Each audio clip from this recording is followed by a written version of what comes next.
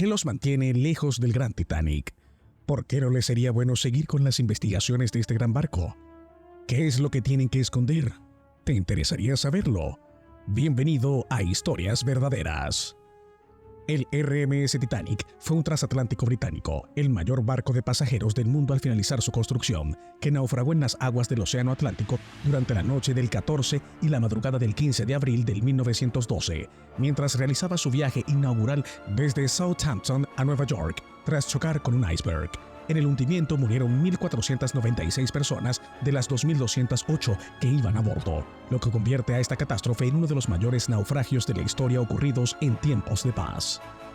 Siendo construido entre 1909 y 1912 en los astilleros de Harland & Wolff de Belfast, el Titanic constituía el segundo buque de un trío de grandes transatlánticos, siendo el primero el RMS Olympic y el tercero el HMHS Britannic, propiedad de la compañía naviera White Star Lines, conocido como la clase Olympic. Entre sus pasajeros estaban algunas de las personas más ricas del mundo, además de cientos de inmigrantes de nacionalidad irlandesa, británica y escandinava que iban en busca de una mejor vida en Norteamérica. El barco fue diseñado para ser lo último en lujo y comodidad. Contaba con gimnasio, piscina, cubierta, biblioteca, restaurantes de lujo y opulentos camarotes para los viajeros de primera clase, así como una potente estación de telegrafía disponible para el uso de pasajeros y tripulantes.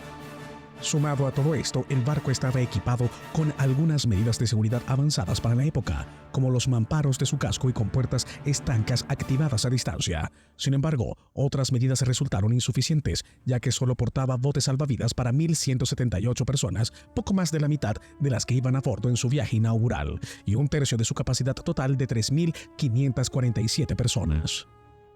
Tras zarpar de Southampton el 10 de abril de 1912, el Titanic recaló en Cherbourg, Francia, y en Queenstown, actual Cobh, en Irlanda, antes de poner rumbo al Océano Atlántico. A las 11:40 p.m. del 14 de abril, 4 días después de zarpar y a unos 600 kilómetros al sur de Terranova, el buque chocó contra un iceberg.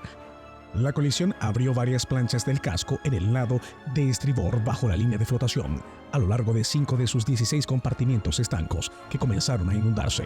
Durante 2 horas y media, el barco se fue hundiendo gradualmente por su sección de proa mientras la popa se elevaba, y en este tiempo varios cientos de pasajeros y tripulantes fueron evacuados en los botes salvavidas, de los cuales casi ninguno fue ocupado hasta su máxima capacidad. Un número muy elevado de hombres perecieron debido al estricto protocolo de salvamento que se siguió en el proceso de evacuación conocido como las mujeres y los niños primeros. A las 2:17 de la mañana del 15 de abril, el barco se partió en dos y se hundió con cientos de personas todavía a bordo. La mayoría de los que quedaron flotando en la superficie fallecieron de hipotermia, aunque algunos consiguieron ser rescatados por los botes salvavidas. Los 712 supervivientes fueron recogidos por el transatlántico RMS Carpathia a las 4 de la mañana. El naufragio del Titanic conmocionó e indignó al mundo entero por el elevado número de víctimas mortales y por los errores cometidos en el accidente. Las investigaciones públicas realizadas en Reino Unido y los Estados Unidos llevaron a la implementación de importantes mejoras en la seguridad marítima y a la creación de 1914 del Convenio Internacional para la Seguridad de la Vida Humana en el Mar, SOLAS, por sus siglas en inglés, que todavía hoy rige la seguridad marítima. Muchos de los supervivientes que perdieron todo su patrimonio en la tragedia fueron ayudados gracias a la caridad pública, pero otros, como el presidente de la White Star, J. Bruce Ismay, fueron acusados de cobardía por su prematuro abandono de la nave y condenados al ostracismo social.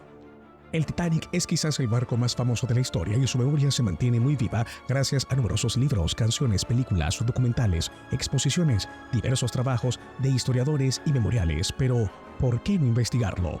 ¿Qué mantiene alejados a ciertas personas de este barco? Se dice que el Titanic no vivió un accidente, sino un siniestro preparado. A J.P. Morgan se le conocía como el Napoleón de Wall Street. Era un empresario y banquero millonario que daría nombre al banco que conocemos hoy día por la misma nomenclatura. Y también era el propietario del Titanic y otros transatlánticos. Entre otros tripulantes, había 3 hombres importantes que iban a luchar contra la creación de la Reserva del Banco Federal de Estados Unidos, un organismo en el que Morgan tenía puesto muchos intereses. Esto podría haber sido el móvil del movimiento premeditado del barco.